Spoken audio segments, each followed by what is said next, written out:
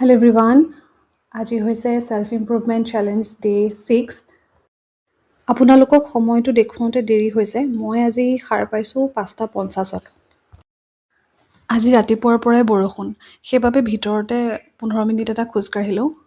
কিন্তু তাৰ আগতে ডিপ ব্ৰিথিং কৰিলোঁ আৰু মোৰ যিখিনি সুখ আছে, ধৰক সুস্থ শৰীৰ, মন, মোৰ আপোন মানুহ, এই সকলোখিনিৰ কাৰণে ঘৰ দুৱাৰ এই সকলোখিনিতো আছেই মোৰ ওচৰত।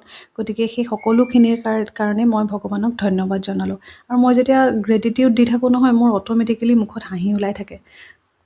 কিন্তু মোৰ এটা আৰু এটা বেয়া অভ্যাস বুলিয়ে কৈছোঁ, মোৰ যিখিনি আছে তাৰ কাৰণেতো ধৰক ধন্যবাদ জনাওঁ, সেইটোতো কৰোঁৱেই ভগৱানক।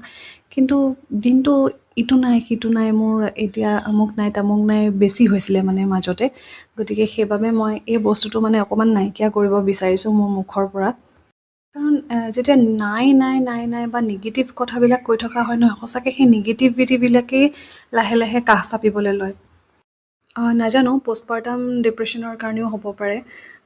ধৰক যিহেতু এখন স্কুলত শিক্ষয়িত্ৰী হিচাপে কৰি আছিলোঁ, এতিয়া ঘৰতে সোমাই থাকিব লগা হৈছে, সেইখিনি কথাও আৰু নিজৰ যেতিয়া কিবা এটা আহি থাকে হাতলৈ আৰু হঠাৎ যদি সেইটো নাইকিয়া হৈ যায়, অকণমান ডিপ্ৰেশ্যনত যোৱা নিচিনা হয়।